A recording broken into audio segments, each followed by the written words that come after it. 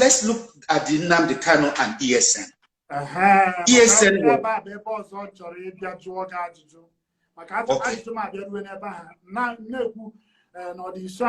Nnamdi Kanu bụ onye na-achọ ụnọ na-achọ nwere onwe Biafra ka ndị Igbo n'ọrụ nwa pụrụ Biafra.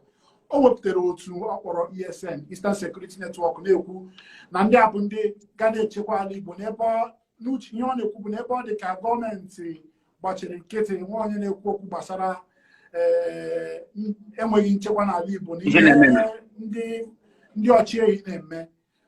N'ọya mere o ji wee hiwe ESN.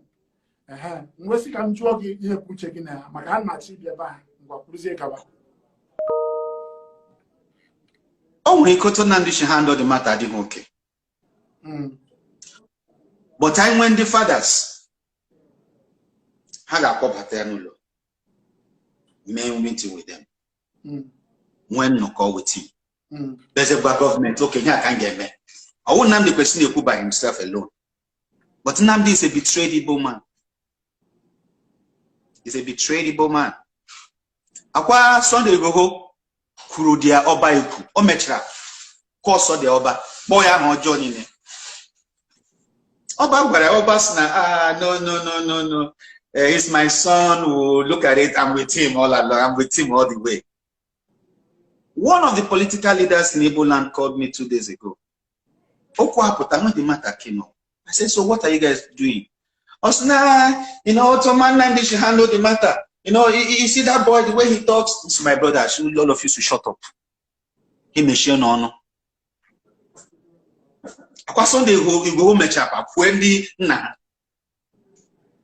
They came together.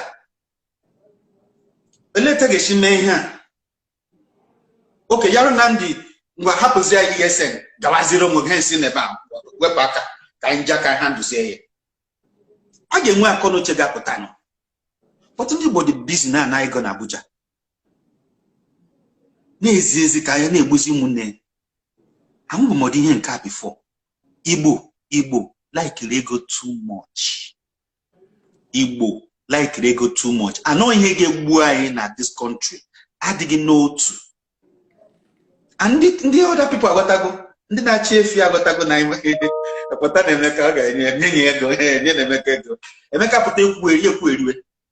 Ya bụ ihe na problem ka mma ka gọọmenti kwesịrị ịkpọ Nnamdi Kanu gee ya ntị n'olu. Gịnị bụ iwe gị bịa? Before government akpọ ya, ndị Igbo kwesịrị ịkpọ ya. Ndị Igbo ga-enye Nnamdi amnesty.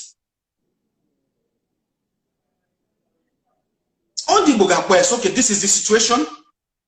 Okay, we like what you have been doing, but we have to stop this, we have to drop this, we have to drop this, we have to go this way, we have to go this way, and this way. And I share it. Where are the fathers in Igbo land? So our governors are now our leaders in Igbo land. There was a time that we used to have technocrats. We used to have and when the Grakoko. The horse and a bamba paper like this. The Igbo region would not take it. But I mean, when you hand down, also get bamba.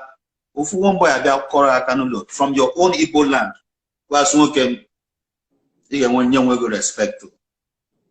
So the problem they go too much, and I can only say him the paper when shame on our Igbo leaders. In when a boon, uno need the meeting. Too much budget. Very soon the budget and then in it, or you lose all of them bestly. Because what all Lord, Yabana him waga. Egani ni patraulan didn't know way back and the rebels gana. Oh, your mansion gagijina na baby. Of course, in the we need to have sense. We need to come together. Look at Gumi going inside the bush. They were meeting with bandits. They were mad. These Nnamdi people did not kill any Nigerian until there was a fighting scenario. True or false? I know Nigerians and Ababundi man make kidnapping. No. But these are real terrorists that are killing people, raping people, maiming them, cutting out pregnant women, doing all sorts of atrocities. Some Mieti Allah came up and said, yes, we accept the killing of 18 people then at one time.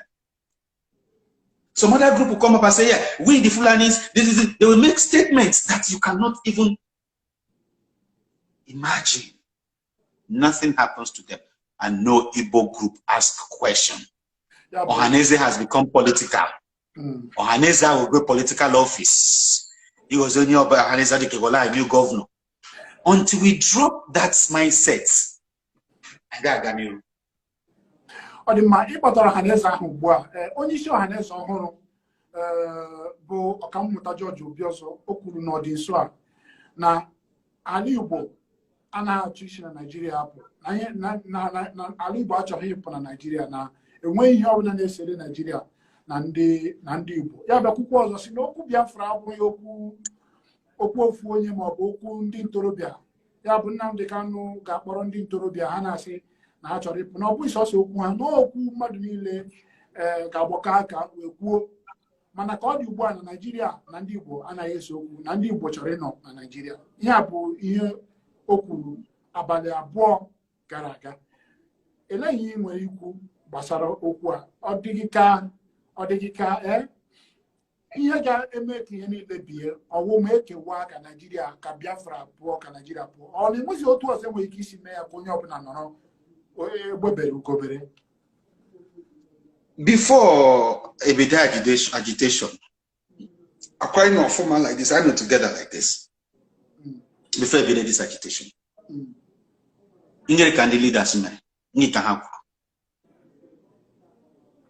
This same thing Ohaneze kwuru now, or him kwuru now, that we need a round table. The second part of what you said, we need a round table conference, or only a one-man thing. And then about federal government, no arrest. We want to have a word with our son. And not do joy and your chair. Then everybody tigishi because yada I see nanti manya gane or wofonya gane. Actually everything. Adhala na odhala. Ibuendi bona Lagos. Ibuendi bona Paulo. Ebeki gababa. Ali Igbo ndị ndam moya ana-eme cleansing ebe a. So I need to wake up. Ka anyị kwụsị ihe nrata n'ọnụ ọ dịgo too much. We are too cheap. We are too cheap. We are too cheap. Igbos are too cheap.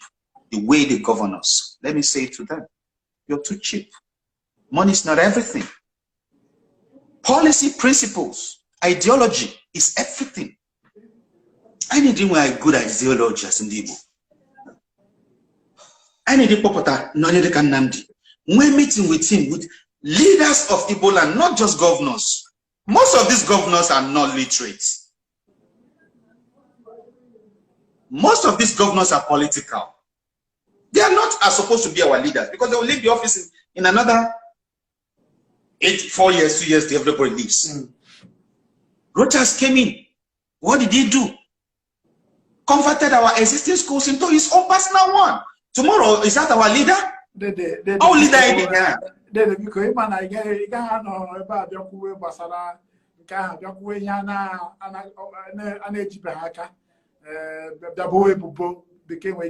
Oh, okay. Ndi na chai na chita maka ego. Ha kpatacha ego ahụ, ha ga-ekwutekwara ya okwu. No, because ego ahụ onye ekwuru achị. So I needed a summit, a gathering together of the Igbo people. Pastor Tommy, the likes of him, the Kingsley Moghalu, the elitists should stop doing their meetings in Lagos alone. They should start calling conferences in Ali Igbo. So if Ohaneze can put up, because I asked for his number from that man 2 days ago. I said, if he can give me Ohaneze president's number, let me call him. Our father, please, you're the one speaking for all of us. So anything you say, nothing will happen to you. Because you're a leader. Why won't you speak then? Why won't you stand and say what is right? I need the hip break up. if there's justice. Look now, ọchịchị ndị Igbo ọpụkwala n'aka na this 2023 ka m gwa gị beta ya ndị Igbo chọọ this aha ma nwa Emeka Ike ọpụkwala n'aka already ọkwa ndị Igbo ga-etinye aka na signature. It's okay. So we need to ask ourselves question. The Niger Delta may one meeting when before Jonathan became the president, they called it a summit, Niger Delta Summit. I don't know if you watched that summit. They made a declaration and they swore that anybody that for personal reasons will betray this cause, we will come to your house at night. I saw it on NTA. Oh, yeah, man, NTA. Everybody will hear. Everybody has seen it. Okay, let's go. Jonathan became the president. Until we do that, until we assemble ourselves and leave our arrogance and leave our billions. I don't have billions, but I have prestige. I have personality.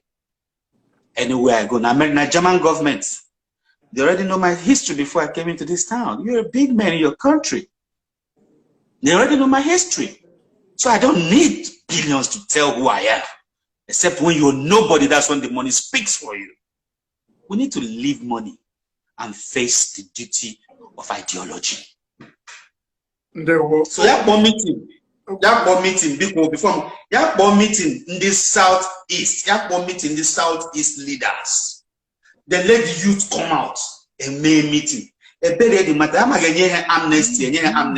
What is now banimo? I didn't ready banimo here. The forest. I didn't ready banimo forest. I got home now. I put that. We move forward. What?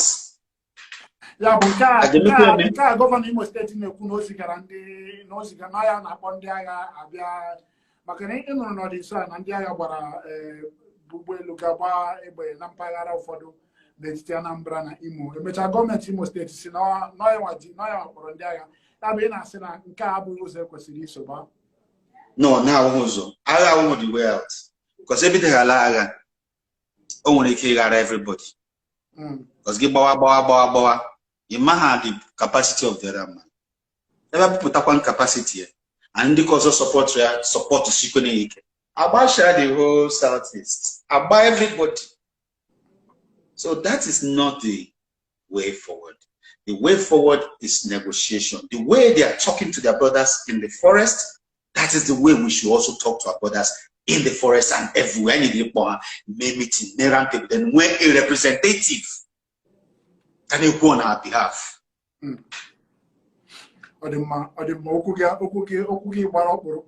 Makanya okugi ji gba okporopo makana enwe ebe asasine boga ebe udo dikoga ni hu na ade ụtọ wi ha tọwara we tọta ihe ebe ọ na ọgba aghara dị ma onye ukwu na ebe a ma onye nta na ebe ahụ nwe onye ga-ezike nwe onye ga-arahụ ụra makana nwatakịrị na nne ya ga-arahụ ụra nwatakịrị ahụ na onwe ya ha na-ahụ ga-amụ anya ya bụ dịka isi kwuo ọ dịkwanụ ka udo ka mma sikpa onye ukwu akpa onye nta anọrọ ala kpaa ka wee rahụ n'ute dịka anyị na-achịkọtazi maka na ọ bụ niile mkparịta ụka ya anya ịhụna ọgbọgotewela ka anyị na-atụtụkọ obere na ajụjụ ụfọdụ ndị mmadụ na-ajụtụ anyị ọgọsi na Okafọ ebe a jụrụ m sị Emeka Ike kedu maka ezi enyi gị nwoke Fred Amata otu a ka o si jụọ ya ebe a asị ka jụọ gị kedu maka ezi enyi ya nwoke Fred Amata okay, Fred with the DGM president now. I want you to debate the directors. Every meeting, how a union, we go union, every election, and the South. You get one tell you, get one Fred no former.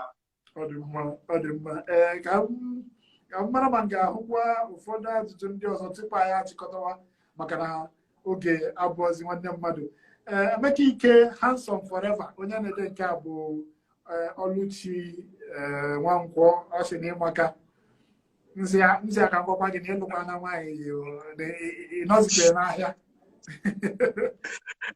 no, I appreciate. Thank you. I appreciation.